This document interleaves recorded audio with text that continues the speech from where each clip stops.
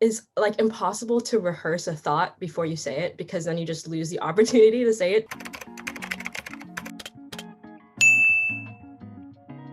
Hi, my name is Tanushri. I am a senior studying computer science and cognitive science. Hi, I'm Gabby. I'm a senior studying art history and computer science at Brown, and we're here to talk to you about seminar courses. Seminar courses are a unique part of being in college. It's an opportunity to discuss readings or maybe a movie with people and learn through discussion. And for me, this was a type of format that I hadn't experienced in high school. So learning how to be successful in these courses was something that took me a couple of years to adapt to in college. Yeah, definitely. I definitely had a lot of lecture courses in the beginning, but I think seminar courses are really valuable because they do encourage you to talk more and engage with your classmates and professor a lot more than you would in a lecture. Before we get on with the video, please make sure to like, subscribe, and comment, and let us know what other kinds of content you want. And subscribe so that you can see more Decrypted by Us content every Monday.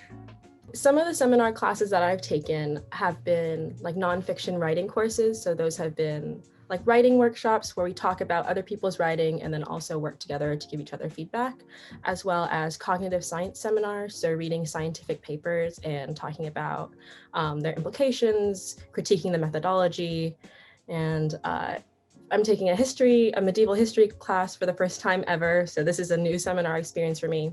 And there's some commonalities between these courses, but also some differences. So it's definitely like a different learning experience every time, but kind of like building up the confidence to speak and share your ideas is something that stays constant. Yeah, I definitely think for every kind of seminar that I've taken, there is sort of a learning curve to what that specific seminar needs. So for example, I took like a STEM-ish seminar that was based on like the social impact of emerging technologies.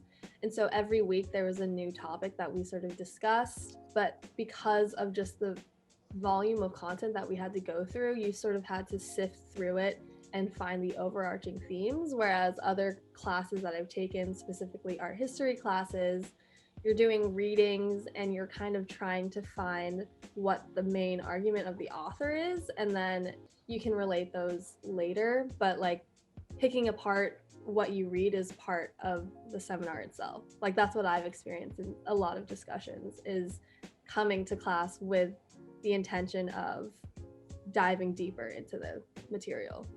I definitely agree. I think a good strategy going into seminar classes is to like take notes and highlight places in the reading that's interesting to you, a comment that you might want to share, a question that you have. And it can be hard to think of ideas on the spot when you're in class, but like if you come with that prepared, you can see if that fits into the conversation and bring it up. And that has really been a successful strategy for me because I tend to freeze up. I can't really think on the spot. I'm nervous about participating all the time. So preparing ahead of time really works. Yeah, that's a really good point. Also, just having like, I personally, when I read, I like writing as opposed to typing. So I will put it on my tablet, or you could print it out and just like highlight and literally just go through it and annotate the parts of the argument that you want to go over. And I also sometimes copy and paste important quotes so that it's easy for me to like paste them in the chat in like a Zoom meeting. Yeah. Or refer to them again just while I'm contributing to the discussion. Yeah, for sure. I think like one caveat to like what we've discussed so far is sometimes I get so in my own head, like trying to think about the next thing that I want to say, that I'm not listening to what other people are talking about. I like totally lose the thread of the conversation. And that just makes it even more hard to participate at the end of the day. So like I've like learned how to try and balance like listening to other people, but also like remembering what I've prepared and thinking about my ideas and like keeping both threads in my head at the same time, if that makes sense. Yeah, that's such a difficult part of seminars, in my opinion. Like balancing all of the sort of stimulation that's happening because you're thinking, but you're also like, oh, I need to look at the content, but oh, I also need to listen to what other people are saying. It gets really stressful, and I'm just not very good at talking on the spot. And something that I've really appreciated about seminars is like they force you to do that, and active participation is like something they grade. Something that worked for me is sort of just forcing myself to talk, even if I don't really have something I think is going to contribute well, because I just follow the line of the train of thought that I have and somehow arrive at something. And sometimes it doesn't work, but it's okay. Like learning and being uncomfortable is part of the process and part of like what makes you a lot more confident. Yeah, I know exactly what you mean, and that like it is like impossible to rehearse a thought before you say it, because then you just lose the opportunity to say it. So you can never like have a perfect comment like prepared. You just have to have like an idea, and then if the opportunity comes, you have to like raise your hand and say it, otherwise the opportunity will go away. So like letting that thought form as you're talking sometimes is kind of what you have to do. And sometimes it's better than other times, but like hopefully no one really remembers. Complete. That's so true. It's definitely, yeah, people won't remember, and like it's okay to be a little. I've definitely had cringe moments where like, I wish I didn't say that, but it's also okay, I think, to have those moments. I think everyone also has those moments, and I've definitely been in seminars where people are like, I don't have a fully formed thought. Exactly. But I just want to say this, which is totally valid to do.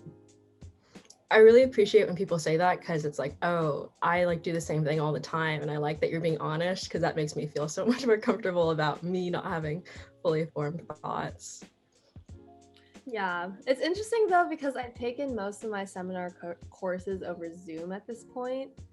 Oh, and yeah, talking in a classroom is definitely a lot scarier because you feel people's eyes on you. But I think it's good practice for like public speaking as well. I've noticed that I try to use less filler words and things like that, and that translates into professional things as well, which is really nice. Yeah, I think it's like good practice just generally for, I don't know, whatever you end up working in, because you'll have to communicate and like be in meetings with people. And I noticed, especially with my internship this summer, is people will only listen to you for a short amount of time, or like the amount of time you have to like pitch something is really, really tiny. So practicing being concise is something that I feel like I really need to work on in order to like successfully communicate. Okay, so I've noticed, at least for my Zoom seminars, they always require like a discussion post written before. And I hadn't really seen that before in other seminars I've taken. And I think they're doing it primarily so that they can engage more with students and for students to like really get into the material. But I think going forward, like post-COVID, I think it's a good idea to create or write some sort of summary of what you understood and what you took from the material that you had to prepare for the class, and have at least a theme or at least questions that you want to discuss. Like we did say to take notes and annotate and things like that, but I think when you're forced to create some sort of argument, it's really effective for helping center your thoughts when you're actually in the seminar. I totally agree. And I think also the act of posting it and having people reply, like you can see ahead of time like what really interests people in the class and what threads will probably be discussed. So you can kind of prepare along those lines. Like if you check the discussion board like an hour before class and you're like, okay, like this seems to really engage people, so maybe I'll like have some thoughts related to this. That might help you feel more prepared. But I also think, like as Gabby said, the whole act of like making a persuasive argument and sharing it like makes your thoughts more fully formed and like also prepares you more. Yeah, and then like a lot of these classes require that you write papers afterward, and so you can use whatever you wrote in those papers, which is really nice, and it helps at least point you towards a direction once you're developing the argument for your paper. Yeah, it's hard because like I'm currently in a really challenging seminar. It's art history also, but it's geared more towards philosophy and critical theory.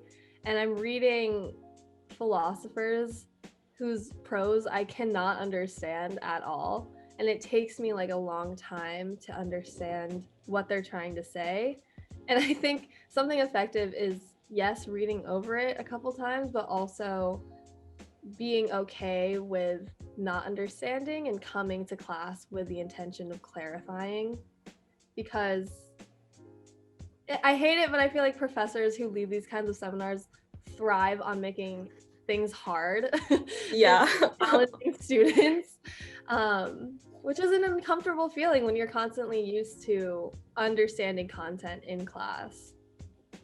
Yeah, I think that's like the nice part of a seminar is that you don't have to know everything, and you can also leave class being confused. Like the whole point is to like be confused together. It's just like an environment for people to be confused together. I mean, I think I've learned a lot from situations like that. So something that I've really struggled with in the past has been taking space. I think I just personally am not very confident with my thoughts, or at least vocalizing them to other people, and I'm afraid of judgment. So it's difficult for me to put myself out there. I think there's a couple different approaches you can take. Some of my favorites are to be one of the first ones to raise my hand when they're asking, or like if a professor is asking a question, volunteering to do like read something aloud even, just to get yourself in the mindset of talking in front of other people and having attention on you. I mean, I totally agree with that, and that like it can be really intimidating. Like there's so many ways to participate. You don't have to come in with like a really interesting and critical thought. You can just be like reading something aloud, or if the professor asks a really easy question just to get some participation, you can just participate like that. And that kind of like warms you up and makes you feel more confident to participate later. Yeah, I feel like I also struggle with not knowing if I've been saying too much, and like I don't think there's a rule for how little or how much you have to speak, but in general, like it should be an environment where everyone theoretically can speak. If you have more thoughts on that.